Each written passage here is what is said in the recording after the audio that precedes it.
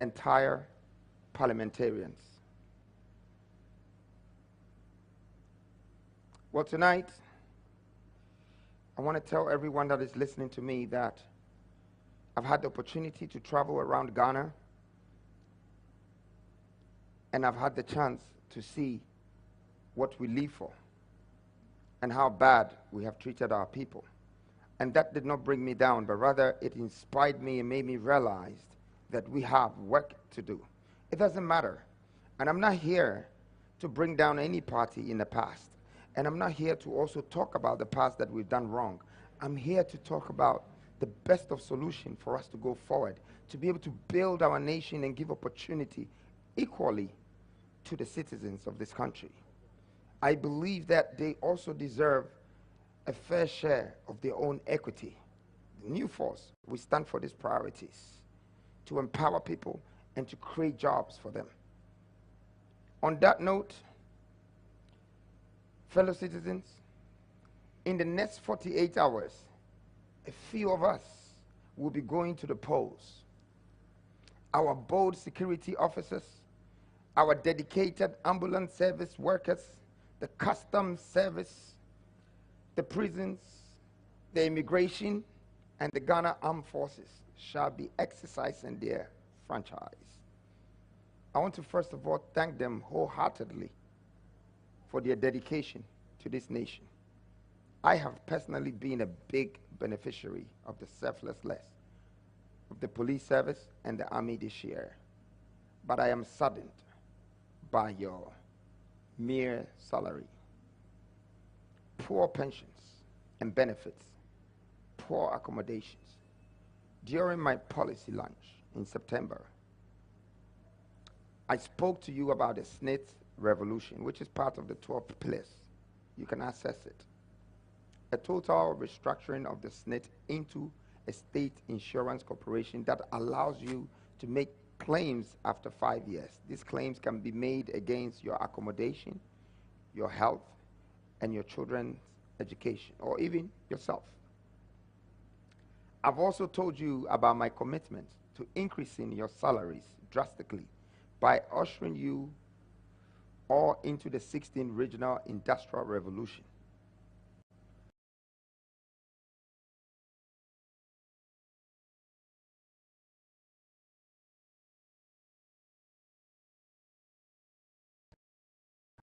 I know this salary is not enough until it moves from low income to mid income. Our economy cannot be sustained. I want you soldiers to own uniforms, and also the uniforms for the police of this country, and because of that, and be the CEOs of the manufacturing that I will introduce into these governmental institutions. Construction companies, the army, the defense center can help, the police center can help. I want you to be a part of the economic development of this nation, and not just security officers.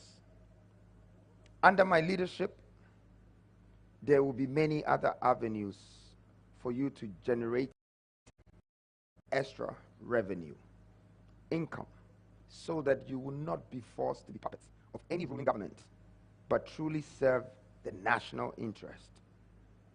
Lastly, I want you to have what you truly deserve when you go for peacekeeping. You receive some of the smallest stipends in Africa, and I'm going to end that. Now to our media men and journalists. I appreciate your efforts. Yes, I know the extent to which some media houses and platforms have gone to block my messages, stifle my policies, withhold my videos from being aired, and perhaps taking money to work against me. But I still empathize with you. Your power has been taken from you by mere politicians. The very foundation of your institution has been broken. You should have been the voice of the people, but they turned you into the voice of politicians. I want to tell you that you control the sentiments of the people, and that is a very delicate position. You are the press, and you decide for the president. Kindly do not mislead or misinform people. The media should rise above all the controls of politicians and commercial interests and ensure that we work to save our nation together.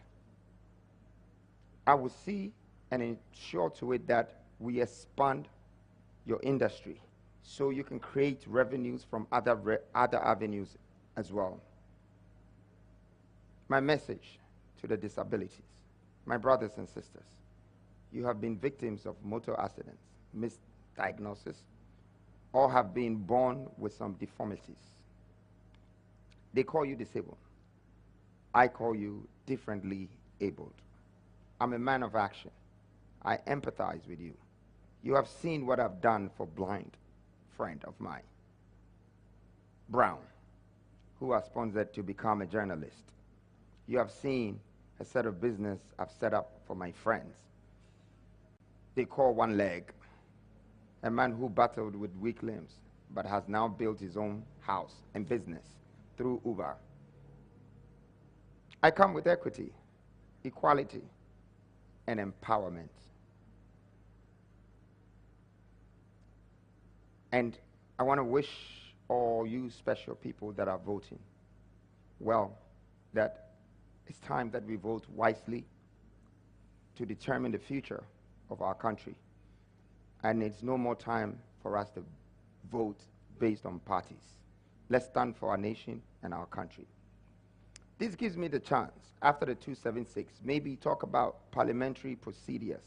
Fellow citizens, many people have asked me how I would work with no MPs on my side in Parliament.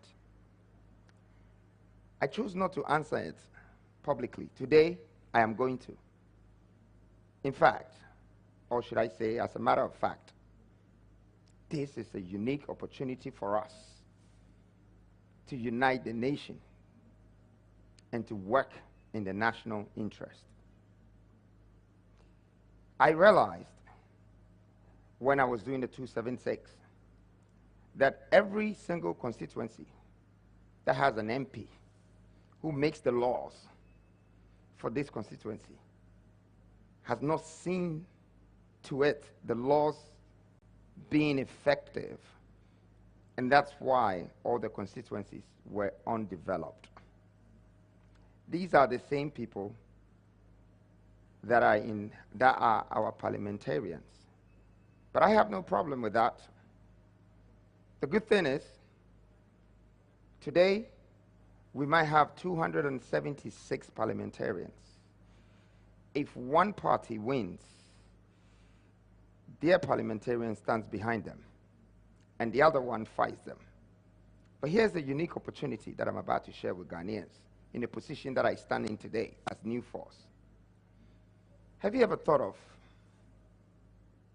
if Ghana had a third party to stand up against this duopoly, and one becomes a president, and the two duopolies also become a parliamentarian members?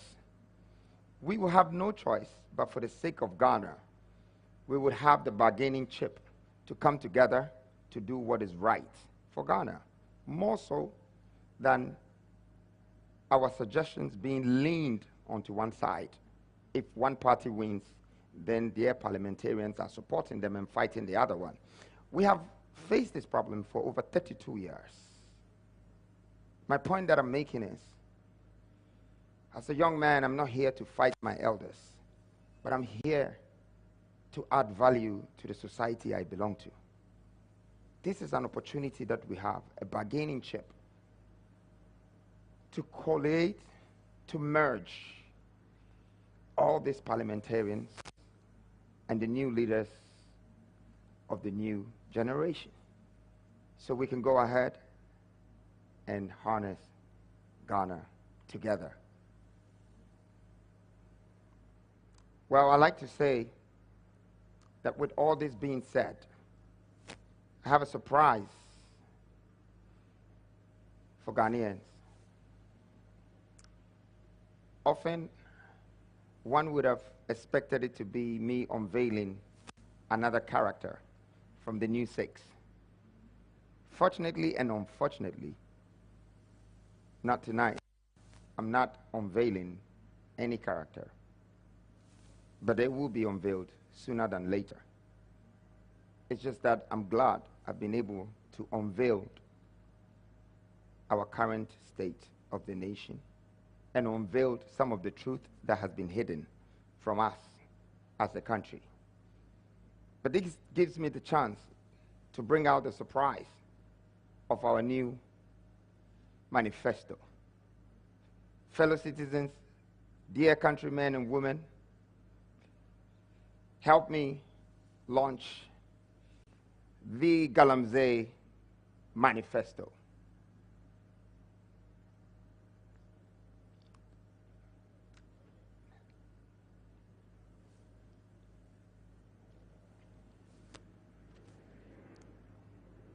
But if you just give me a second, I want to launch this to Ghanaians. We can launch it. I will. Just 5 seconds.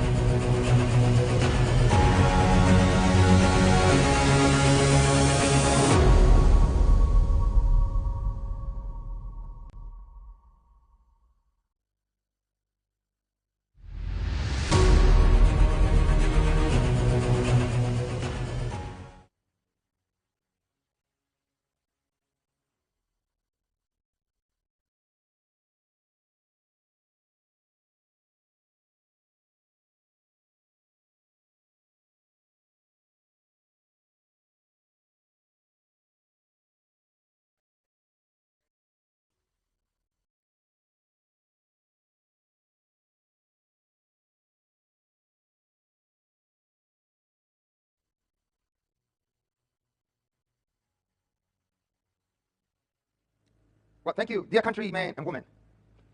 On my tour, going around this country, what really broke my heart the most was seeing our lands and waters completely destroyed without shame. The use of state machinery to protect the perpetrators of this and the looming danger that beholds Ghanaians living in this community and the entire nation as a whole. Dear citizens, we have an emergency. This has led me to find a solution, the only viable solution, without which we can never overcome the situation. I may now present to you the Galamsey Manifesto. For me, I see yesterday's problem becoming tomorrow's opportunity. In the 60s, Lee Kuan Yew of Singapore turned the water problem of Singapore into a national asset. And that changed the entire Singapore. That was maybe close to 70 years ago. He was the first prime minister in 1959, just around the same time as Kwame Nkrumah. They all started together. Today, Singapore is one of the best countries, well developed in the world. And it all came from the Singapore Enterprise Industrial Team, developing the entire nation. I have a vision, and this vision to turn Ghana better than some of the witness countries that has been built in the last century. I'm very proud of mentors and leaders like this. Well, let's get back to their manifesto. Why did I decide to do a manifesto for Galamsey? Because I wanted to give you a national asset, not just the 12 pillars that will rebuild the building as Ghana, but I also wanted to give you the inside information, the solutions to do what Lee Kuan Yew did for his people and for his country by turning his problems or his crisis into an opportunity and letting that become a national development that will be globally recognized and appreciated. My vision is to do that for Ghana and go beyond the borders of Ghana and help Africa. I believe we Africans deserve better. We deserve more. We deserve to do what the Western world, Asia world, and many other continents on this planet Earth are doing.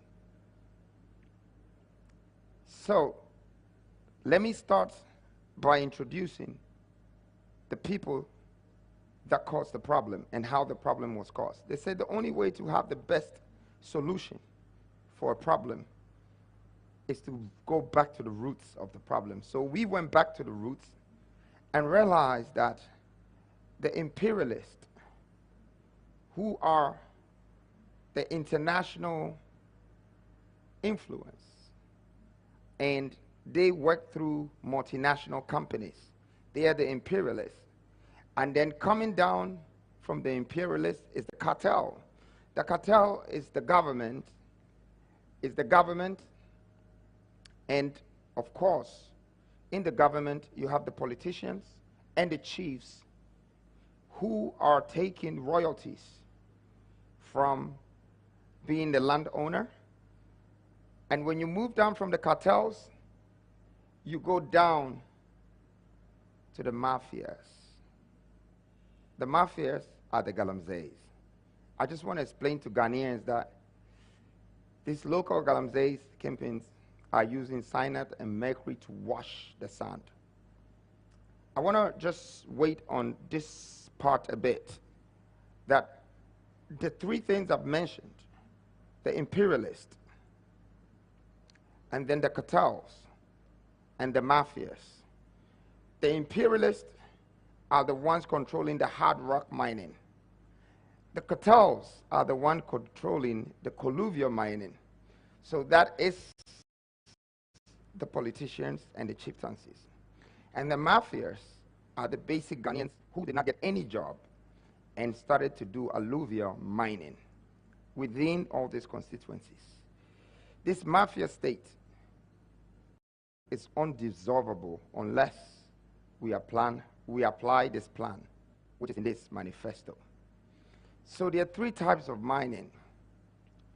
You have the hard rock mining, which comes from upstream mining. And then you have the colluvial mining, which comes from midstream. Then you have the alluvial mining, which comes from low stream. I would like to say that these three things is just like how we take oil from the water as crude oil, and then we refine it in a refinery as refinery process, and then bring it to low oil market companies to sell the fuel. That's the same thing that is happening in the mining world, but this time it's destroying our country because of the process. So I know what I'm saying is it's not going to be likely for people, but this manifesto is the only thing that will save this nation, because I can see the opportunity, the vision of Ghana becoming the star of Africa, the powerhouse, if we can go into hard rock mining ourselves and start to create reserves. If we can go into colluvial ourselves and alluvial. So that brings me to a solution, and it's called, the solution will be based on investment, and development. Well, I'd like to start by an investment that I have as a vision for the country, which is water purification. This water purification, all our water bodies in this country, completely destroyed. Now, the water purification, together with the plants of recycling, will cost us 4.5 billion to purify all the water. And if we don't, we are destroying the lands. We are turning all the lands that we grow our crops on into a poisonous land. Very soon, we will not be able to have water in this country, and we will have problems in crop farming because the land has begun to be destroyed and is moving very fast, rapid. Now, if you look at the numbers I was just showing you, 4.5 billion, and the returns of this investment in 10 years is going to give us 32.1 billion, which is 200 tons of gold. Up to date, Ghana, we still don't have that gold in our reserves. We had 7 point something tons, and recently they said a few has been added. Whether over 10, I'm yet to find out. But 200 tons secures you 32 point something billion sitting as our reserves in 10 years, just by this investment. But there is more to this investment that is coming. We are going to use this investment as purifying the water with extra plants. Guys, I think you have the plants, so if you can show the plants. The plants, I would like the plants are here. So these plants are going to do three things. It's going to take the water, it's going to purify the water, and then it's going to extract the poison out of it, which is cyanide and mercury. But here's an interesting thing that we found. We did the research and realized that once you are able to extract the cyanide, you can turn it to ammonia. Ammonia means you're going into the process of urea. And urea is fertilizer. Currently, we import fertilizers for all farmers. This could be one of our biggest opportunities in lifetime, because now the one problem that we had has come to solve all the problems. Now we're taking the cyanide and the mercury and processing it with some sodium and turning it into fertilizers. Not only would have the purified water gone back into the grounds by building the biggest irrigation system that will harness our agriculture and make us become the #1 food producers in Africa with all our water bodies. This vision, it took Galamsey's problem for us to discover this opportunity. As I'm saying today,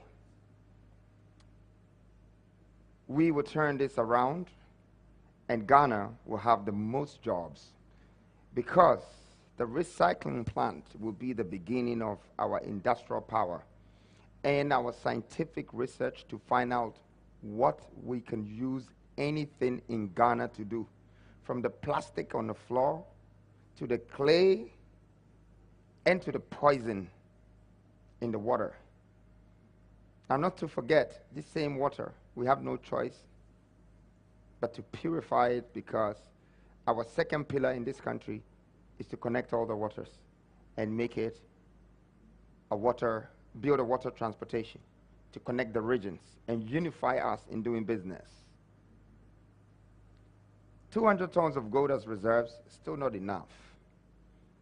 The Galamsey Manifesto has a plan to build our own upscale mining, which is more upstream mining, mid-scale, colluvial mining, and then low-scale mining. But whatever water that is being purified is going into that ground that you just saw before this picture of colluvial mining.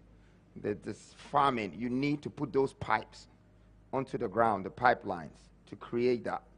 So there will be a whole circulation of manufacturing chain order. You are looking at a new Ghana being transformed through this. Now I want to talk a little bit more about this opportunity of the Galamsey being turned into an industrial hub within the regions. What I saw in a lot of places in Ashanti region, there was almost every 2-3 miles, there was a valley with water that is poisoned and people in the water, sort of, washing the water with poison. So this is some kind of issue that it will be so difficult to resolve it if we don't give back to society.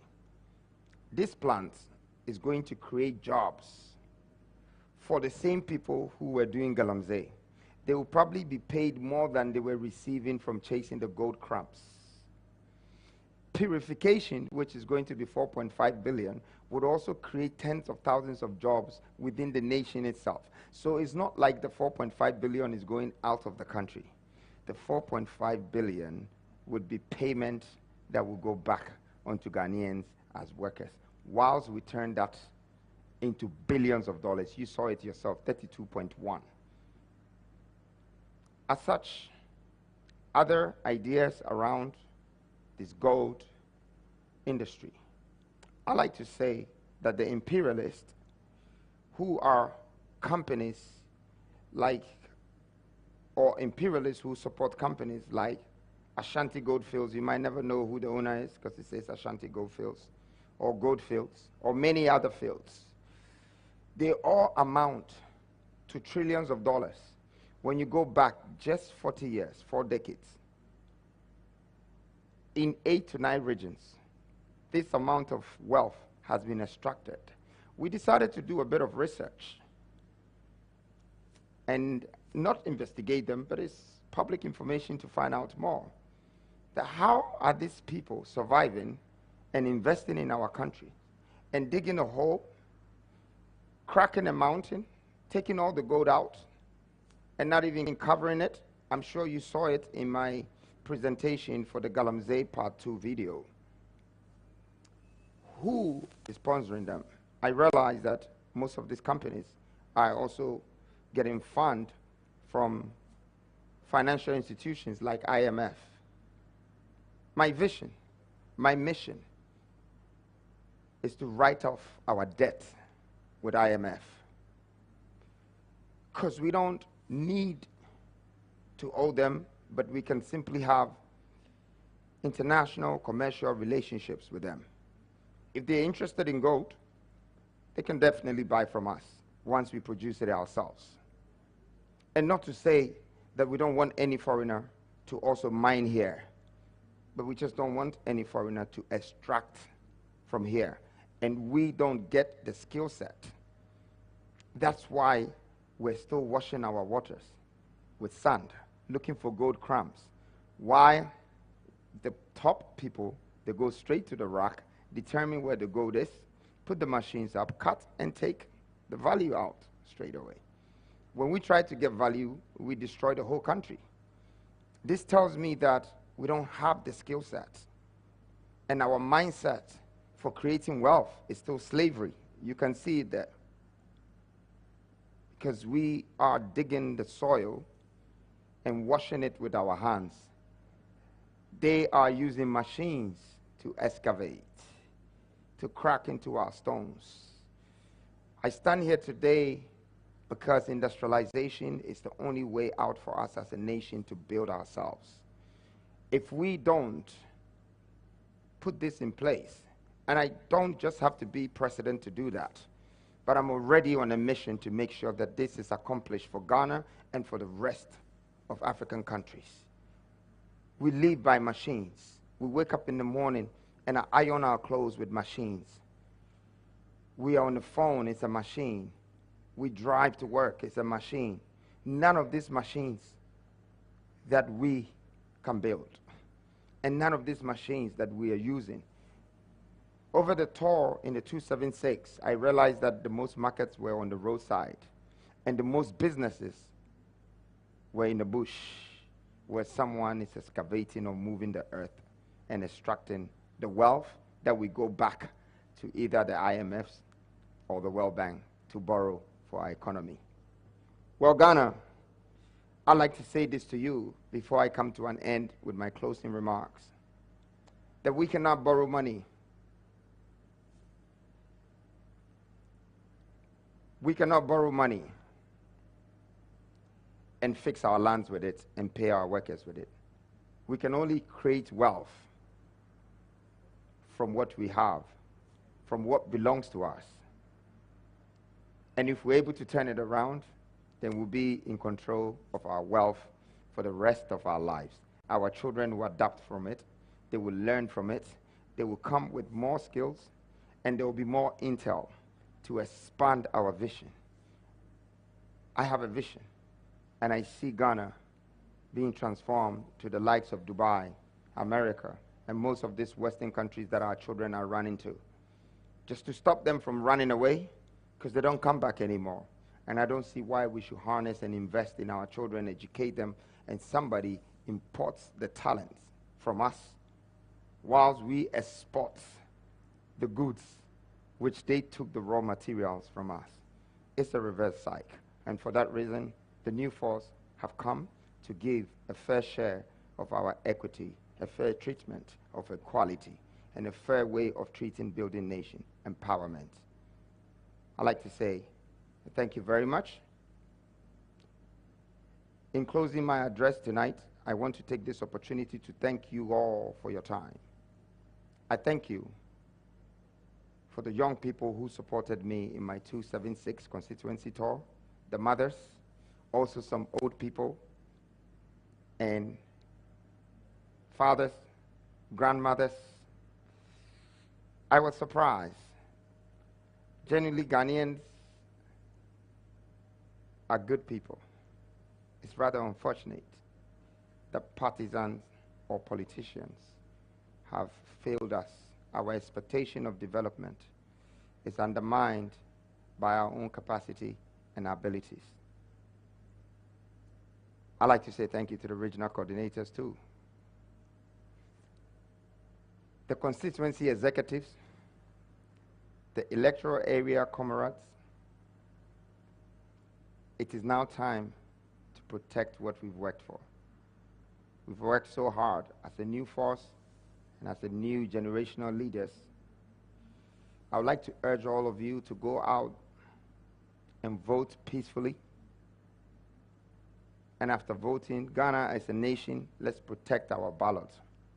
Let's be reasonable, for this country is in shambles. Our economy is facing problems. Our currency is facing crisis. Our waters are polluted.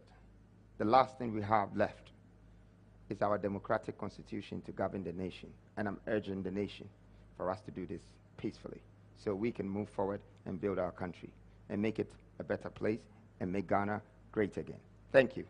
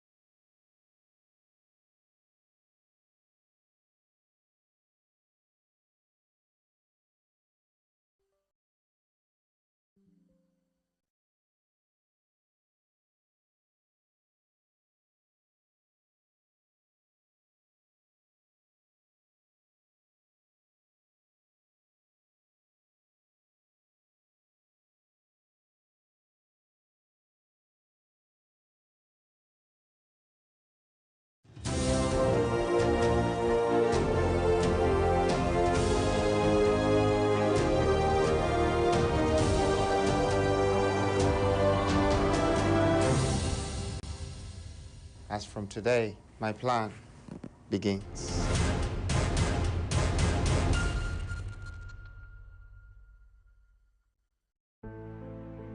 The 16 regions of Ghana are bustling with untapped riches.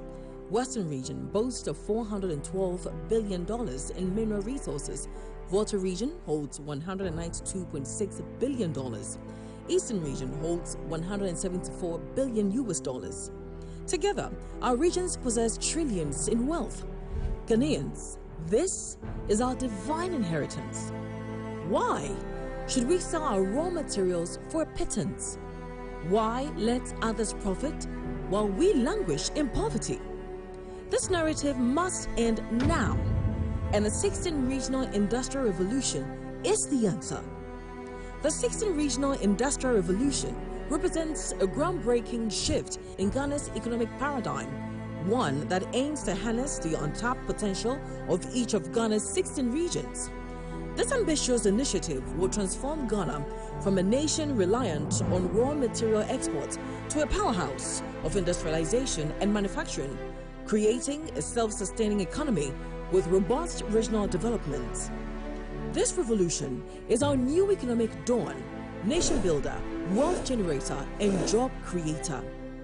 Now envision a Ghana where our gold isn't just mined, but transformed into reserves.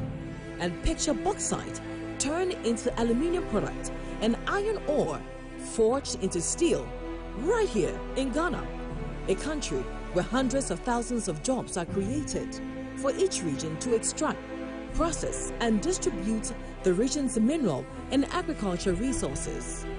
This is a call to arms to transform Ghana from a beggar into a manufacturing, processor, distributor, and controller of its own wealth, and to lead the rest of Africa to economic freedom.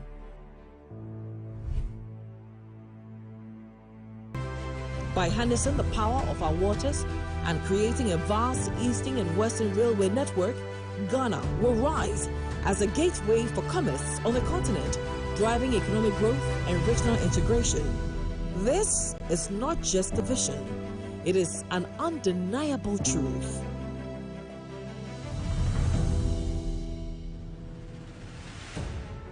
Before the age of enlightenment, our ancestors counted their riches not in papers and coins, but in the intangible bounty of land, herds of cattle, stores of grain, the fruits of labor. These were the true reserves that built nations and sustained people. But what about Ghana today? The moment has arrived to unearth our natural reserves and unleash their power. We will start with our gold to back our currency and our oil to fuel our energy needs to ensure Ghana's steady rise in economic freedom. Through large-scale industrialization, manufacturing, production, processing, and distribution, we will extract and refine our own mineral and agriculture reserves, making them the new commodities the nations trade. The new force envisions Ghana becoming the African giant, the titan of wealth and power, with mineral reserves sufficient not only for our needs, but also for distribution to the rest of Africa and the world. The immense mineral reserves will be the foundation upon which we create financial districts, the new Wall Street of Africa. Where nations trade in stocks and reserves, our food security will be ironclad. As the population grows and the world grapples with climate change and wars, our arable lands and agro-processing industries will be bolstered to produce and distribute abundant food to sustain our nation and meet the needs of the African continent. We will introduce a seedling bank where we can nurture and grow seeds into foods for decades, ensuring long-term food security, not just for ourselves, but for Africa. Reserves will build our stocks, reserves will guarantee our wealth, and reserves will feed our needs. West Africa's biggest economy. Ghana is poised to be the natural playground of West Africa, and industrialization will unlock our potential to captivate adventurers, nature lovers, and families. Our industrial revolution will fuel the creation of West Africa's biggest central park. Designed with a forward-thinking approach, the park will not only be a major attraction, but also a model of sustainability, boasting a low carbon footprint and cutting-edge green technologies. The park will house the largest zoo in West Africa, featuring an expansive range of wildlife from across the globe. Adjacent to this, a vast safari park, which will offer exhilarating experiences with guided tours and immersive encounters designed to captivate visitors and provide educational insights into wildlife conservation. In addition to these wildlife attractions, the Eco Park would include innovative water parks featuring thrilling slides, wave pools, and lazy rivers, a grand museum to celebrate Ghana's rich cultural heritage, and a city of hotels to provide world-class accommodation. This integrated approach would ensure that visitors have a memorable stay and experience the best of Ghanaian hospitality. To see this Eco Park attracting Europeans, Americans, and Asians to Ghana, to witness our greatness and marvel at our ingenuity. At Tomato Forest, the nature reserve for this project will transform into a living, breathing symbol of our tourism power, showcasing our potential in every attraction and building we construct at the Eco Park. This project is non-negotiable. Ghana must own its development, generating over $1 million a day. Tens of thousands of jobs will be created, with revenues reinvested into our industrial hubs, forging a relentless cycle of production, distribution, and tourism. Energy City and Technology Hub. The process of industrialization demands immense energy to feed its growth. We believe that an industrialized Ghana can become the epicenter of energy efficiency and technological advancements in Africa. Central to the energy strategy is the integration of various renewable energy resources. Hydropower will leverage the country's abundant water resources to generate electricity sustainably. Solar power, tapping into the high levels of sunlight, will be crucial for both rural and urban areas, reducing the reliance on traditional power sources.